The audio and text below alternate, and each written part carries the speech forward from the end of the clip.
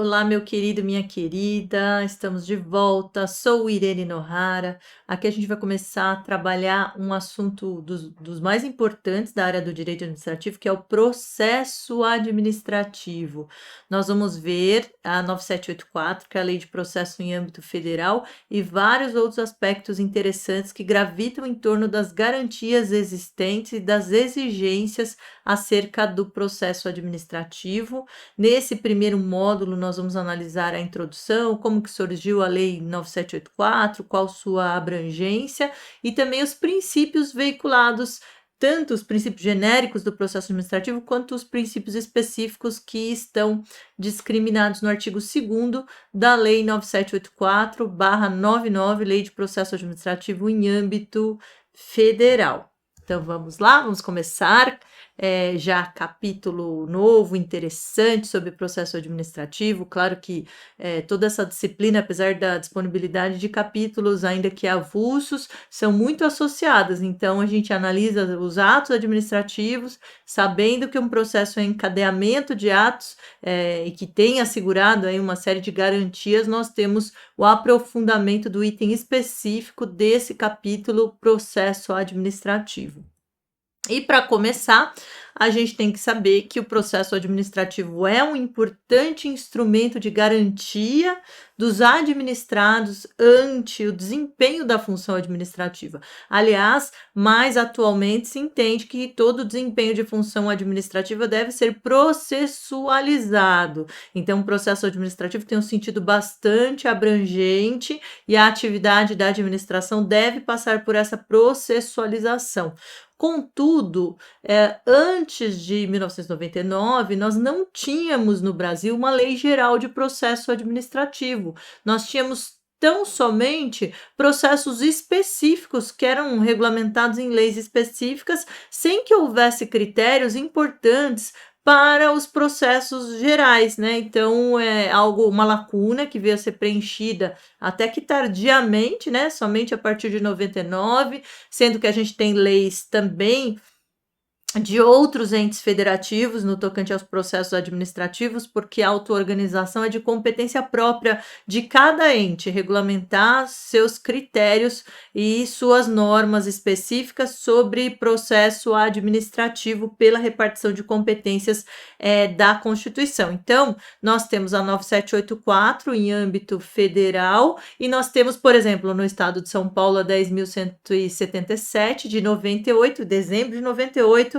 e a federal é janeiro de 99. Não há uma distância tão grande, apesar de serem anos distintos, apesar de São Paulo ter elaborado sua legislação antes até da lei federal, até Sergipe também tinha uma legislação anterior, e muitos estados vão criando suas leis mais recentemente, né? A Bahia, o Paraná, então cada ente federativo pode criar suas leis de processo administrativo para reger sua disciplina genérica, criando critérios e regras específicos e desdobrando em regras também os princípios que são enunciados nas suas legislações próprias. Outro ponto importante aqui que eu quero ressaltar é que, apesar da 9784 ser uma lei que a gente vai analisar aplicada em âmbito da administração pública federal, nós temos, e dos demais poderes também, tá? Em função atípica administrativa se aplica a 9784, mas apesar dessa autonomia de cada ente, poder criar sua lei própria, e no fundo, cada entidade ter a sua lei específica em âmbito da federação, o STJ tem uma súmula no sentido de que, na ausência de lei específica da entidade federativa, pode-se reportar, né, sobretudo no âmbito do prazo decadencial, a lei genérica, tá? Então, veja aqui qual que é o conteúdo da súmula 633 do STJ. A lei 9784/99, especialmente no que diz respeito ao prazo decadencial para revisão dos atos no âmbito da administração, que é um prazo de 5 anos, nós vimos também em atos administrativos, vamos reiterar aqui no processo, pode ser aplicada, a 9784, de forma subsidiária aos estados e municípios, se inexistente norma local e específica que regule a matéria. Ora, Irene, e se for existente e tiver uma disciplina diferente? Daí não se aplica em caráter subsidiário. Ah, existe algum exemplo dessa circunstância? Sim, a Lei 10.177 do Estado de São Paulo, Lei de Processo Administrativo no âmbito do Estado de São Paulo, tem um prazo decadencial de 10 anos. Então, nesse caso, por haver uma lei específica, você não aplica em caráter subsidiário o prazo quinquenal da Lei 9784 em relação ao reconhecimento da decadência para revisão de atos administrativos, tá? Então, isso é importante. Aqui a gente ressalta que nós temos a autonomia de cada ente para criar sua legislação própria. Quando não há essa lei específica, o STJ admite a aplicação subsidiária da lei federal para aquela entidade que ainda não regulou. Mas se a entidade regulou, evidentemente ela vai ter a sua legislação específica a ser aplicada. E também um ponto importante aqui, que não é só na questão da ausência, não. Por exemplo, se eu tenho alguns processos que têm leis específicas, eu posso aplicar na ausência, numa lacuna de alguma determinação importante, de alguma regra, a disciplina da Lei Geral de Processo Administrativo. Então, por exemplo, em âmbito federal, eu tenho vários processos específicos, né? Então, por exemplo, licitação, processo disciplinar, né, que é o PAD, processo administrativo disciplinar, que nós vamos ver também ao longo das aulas, teremos uma aula voltada só para PAD, e no PAD, geralmente é regulamentado em âmbito federal especificadamente, né, nos estatutos próprios e no âmbito federal na 8.112 de 90. Mas, se tiver alguma omissão, eu posso me amparar subsidiariamente à Lei Geral de Processo Administrativo 9784 para suplementar aquela regulamentação que foi incompleta no Estatuto próprio dos servidores, que tem regulamentado o processo administrativo disciplinar desses servidores. Então, vejam aqui que eu coloquei aqui no slide para que você fixe o conteúdo. As leis gerais de processo administrativo aplicam-se subsidiariamente aos processos específicos, ou seja, mesmo com a edição posterior da lei básica sobre o processo administrativo, prevalecem as leis específicas sobre, por exemplo, licitações, processo disciplinar, processo administrativo tributário. Então, não se amparem, primeiramente, na lei geral quando há uma legislação específica. Se é processo de licitação, você se ampara na Lei Geral de Licitações, que atualmente é a 14.133, né? Até 2023, essa legislação vai ser concomitante com 8666, depois vai ser a circunstância de só aplicar a 14.133, e em caráter subsidiário, se houver alguma lacuna, você pode se amparar no âmbito federal da 9784, tá? É isso que diz aqui essa visão, com base no artigo 69 da 9784, ela mesma já diz isso. Mas também há outra possibilidade de você se amparar numa legislação, que seria justamente o Código de Processo Civil, no seu artigo 15, que fala também, olha, que na ausência de normas que regulem processos eleitorais trabalhistas e administrativos, você pode se amparar no CPC, para essa aplicação. Claro que prioritário é se amparar na Lei Geral de Processo Administrativo, que tem as suas peculiaridades em contraponto ao processo civil, mas ainda assim há a possibilidade interpretativa de você buscar ali no Código de Processo Civil algum dispositivo que te auxilie nessa aplicação. Compreendido, gente? Ótimo, então vamos começar a falar sobre genericamente o conteúdo e depois especificadamente vamos ver de dispositivo em dispositivo da Lei Geral de Processo Administrativo, qual que é a sua regência, quais são seus princípios, quais são suas regras que regem o processo administrativo. Lembrando que foi uma lei muito bem formulada, foi formulada por administrativistas, na sua maioria, né? Então, nós tivemos a participação Maria Silva Zanella de Pietro, Odete Medawar, Paulo Modesto, um monte de administrativistas conhecidos, sob a presidência do então vivo, né, à época, Caio Tácito, que sempre trouxe muita inspiração para a área do direito administrativo. Até a Carmen Lúcia depois integrou, um segundo momento, a comissão que criou a lei de processo administrativo, por isso que ela é enxuta e muito bem elaborada. Hoje, complementada também com a LINDB, houve alterações, nós vamos ver em 2021 uma alteração significativa. Separei ali um bônus para você de uma aula, a 5.5, em que a gente vai ver só a questão da decisão coordenada, que é uma novidade no âmbito do processo administrativo, esse assunto tão dinâmico. Mas, no geral, quais são os conteúdos, né? Qual é o conteúdo da lei de processo administrativo em âmbito federal? Então, os princípios que nós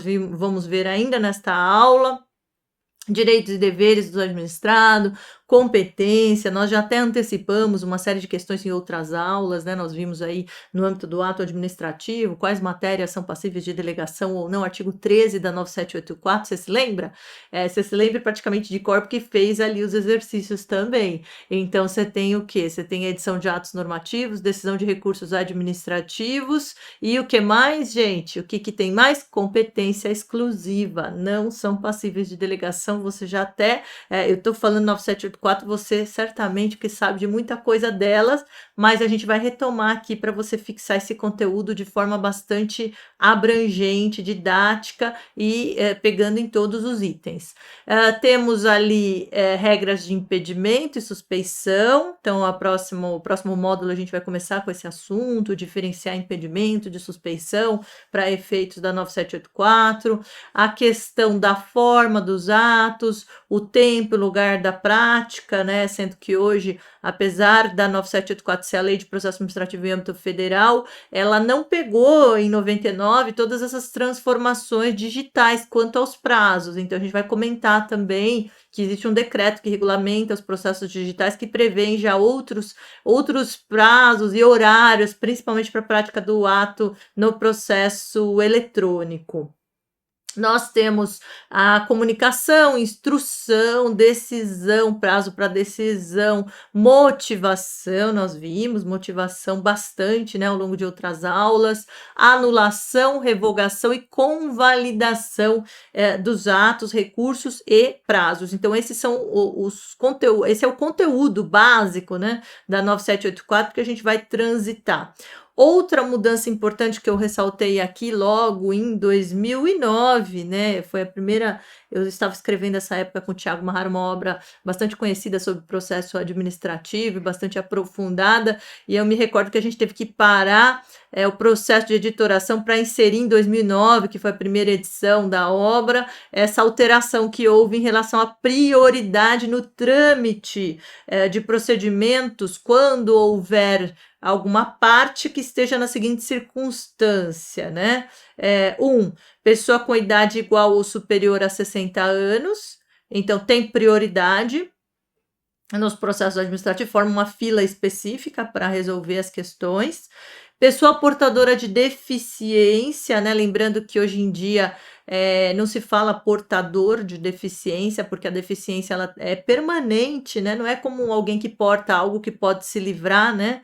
Então, essa expressão, apesar de ser uma expressão que vem na Constituição, que vem na lei, ainda assim é ultrapassada, porque o que se diz corretamente é a pessoa com deficiência e não portadora, porque portar algo é algo que você pode se desvencilhar, né? Essa incapacidade tem que ser mais permanente para caracterizar essa circunstância, e aí seja essa deficiência física ou seja essa deficiência mental. E também, olha, a pessoa portadora de doença grave, com base em conclusão da medicina especializada, mesmo que contraída após o início do processo, também tem o direito à prioridade no trâmite. Lembrando que a pessoa tem que, no fundo, requerer, né, deve ser requerido pela pessoa interessada esse trâmite prioritário, fazendo prova da sua condição, né, com a RG, e mostra que você tem mais de 60 anos. Ou, enfim, a questão do atestado em relação à sua doença, né, porque tem que ser com base em conclusão da medicina especializada e também comprovada a circunstância. Então, você tem que comprovar essa situação e requerer. Ah, professora, mas como é que pode, né? Deveria a administração já dar essa prioridade logo de cara. Às vezes não, porque é uma questão de intimidade, né? Ela fica vasculhando quem tem doença grave ou não tem doença grave, né? Então é melhor que mesmo que o particular saiba dessa situação e ao, enfim, entrar com processo administrativo, já faça prova dessa circunstância para ser atendido com a prioridade que tem direito depois dessa inserção do artigo 69A a 9784, com base na Lei 12.008 de 2009. Nós temos os princípios, aqui eu coloquei princípios mais genéricos, tá, gente, do processo administrativo, depois a gente vai trabalhar novamente, assim, desdobrar os princípios específicos que nós também trabalhamos em outras aulas, mas aqui a gente reitera, porque também tem esse bloco de aula de processo administrativo. Mas são princípios do processo administrativo, o contraditório, a ampla defesa, que eu vou mencionar mais para frente, é apartado, a publicidade, a economia processual, o aproveitamento de atos processuais, né, com economia processual, o que gera um formalismo mais moderado ou mitigado, né, não é tudo que invalida todo o processo, a oficialidade, que a administração pode tocar de ofício, ela pode instaurar de ofício um processo administrativo, ela não precisa ser provocada para tanto, a atipicidade, esse eu coloquei entre aspas porque esse é polêmico, né, porque não obstante o direito administrativo ter mais atipicidade do que o direito penal, ainda assim, hoje em dia, há um avanço no sentido de tentar considerar elementos mínimos para lastrear essa conduta. A gratuidade, né, é importante, porque o processo administrativo é gratuito, diferentemente do judicial, que excepcionalmente é gratuito, tanto que a súmula vinculante 21 determina que é inconstitucional a exigência de depósito ou arrolamento prévio de dinheiro ou de bens como condição para admissibilidade de recurso administrativo por conta da gratuidade do próprio direito de petição, conforme assegurado na Constituição Federal.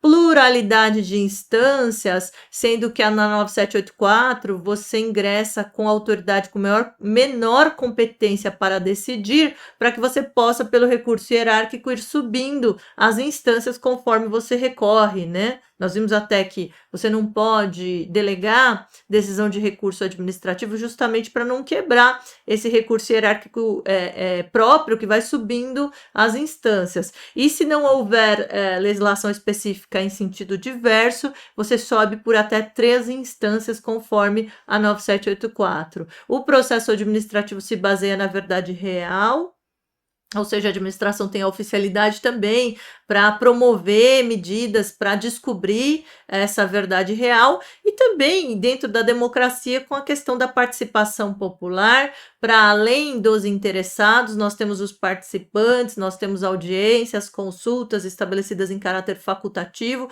para veicular essa maior interlocução comunitária, essa maior participação, essa maior democratização no âmbito do processo administrativo. E os princípios aqui que eu separei para conversar, porque são importantes quando a gente fala em processo administrativo, são a ampla defesa, o contraditório, que fazem parte do devido processo legal, olha só, sem o qual, né, ninguém será privado da sua liberdade. E o inciso 55 do artigo 5º da Constituição dispõe que aos litigantes em processo judicial ou administrativo, esse que é o importante, né, que a gente está dando foco nessa aula, e aos acusados em geral são assegurados o quê? Contraditória e ampla defesa com os meios e recursos a ela inerentes. Lembrando que o contraditório está inserido na ampla defesa com todas as possibilidades que são vertidas para que haja efetivamente essa oportunidade realmente dessa garantia constitucional importante, que é desdobrada também em termos legislativos pela 9784 e que vem com critérios, né? Então, o inciso 11, o inciso 10 do parágrafo único do artigo 2º da 9784 determina esse critério, olha, que sejam assegurados os processos administrativos, os direitos a comunicação, a apresentação de alegações finais com prazo para tanto, produção de provas, né, para que haja ampla defesa, e também a gente vai ver contraditório, interposição de recursos nos processos nos quais possam resultar sanções ou nas situações de litígio, tá? Então aqui a gente tem o quê? Todo o desdobramento em critérios do princípio da ampla defesa, do qual faz parte também o contraditório. E aí eu coloquei aqui, olha só, o contraditório com a sua dupla dimensão, né? Então você tem tanto o contraditório formal enquanto oportunidade, quanto o contraditório material, e é importante que a gente saiba essa diferença, né? Enquanto o contraditório, formalmente, ele designa esse binômio conhecimento e reação, então você tem que conhecer daquilo que imputam contra você, para não ser um processo ali que você não entenda direito, né? Um processo conforme o Kafka, né? Tem a obra do processo que o sujeito nem sabe por que está sendo processado, qual que é o conteúdo dessa acusação estranha, quanto mais ele tenta saber, mais distante ele fica da realidade. Então a administração não deve agir dessa forma. Ela deve dar conhecimento das imputações e também não só o conhecimento, mas a oportunidade de reação. E mais que isso, a dimensão material é mais profunda, porque a dimensão material não é só dar oportunidade de reagir, mas é levar em consideração as alegações, os documentos produzidos pelo órgão competente no momento da decisão, como um dever de fundamentação. Então, tem ali um direito importante, né, que está presente na legislação, que é justamente esse, né, que é a questão de que tem por contraface o dever, né, daquele que vai decidir, de levar em conta o contraditório material mais aprofundado, que é considerar aquelas alegações e aqueles documentos que são produzidos, ainda que seja para afastar, que haja uma decisão fundamentada naquele sentido, e não simplesmente um jogo de cartas marcadas em que você produz uma série de documentos e a decisão já é pré-estabelecida e independente dessa documentação. Daí essa dimensão mais aprofundada de contraditório material, que é realmente essa disposição por parte da autoridade competente de se debruçar sobre o caso e analisar os documentos para dar uma decisão fundamentada com base nesses documentos. E para finalizar, recapitulando aqui, né, em função de outras aulas também, e para quem está acompanhando só essa, olha só, nós temos o artigo 2º, quais são os princípios que, à época de 99, foram positivados expressamente no caput do artigo 2º da 9784, que são a legalidade, a finalidade, né, nós vimos até Diogo de Figueiredo Moreira Neto, Celso Antônio já consideravam antes mesmo de 99 essa positivação enquanto princípio, a motivação, que deveria estar presente também na Constituição expressamente, só está implícita, mas veio explícito no artigo 2º da 9784, razoabilidade, proporcionalidade, moralidade, aí ampla defesa e contraditório, que são cerne, né, em relação à questão processual, segurança jurídica, interesse público e eficiência são os princípios presentes no caput do artigo 2º, que desdobrou mais princípios do que aqueles originários do artigo 5º da Constituição de 88, e em que em 98, com a emenda 19, surgiu a eficiência, e já veio em 99 ali a eficiência também no artigo 2º, caput da Lei Geral de Processo Administrativo. Então, com isso a gente finaliza esse nosso primeiro módulo aqui, e já estou te aguardando, porque a gente vai analisar cada uma dessas regras desdobradas em função desses princípios tão importantes que foram positivados no processo administrativo, matéria muitíssimo importante. Então, um forte abraço e até o nosso próximo encontro.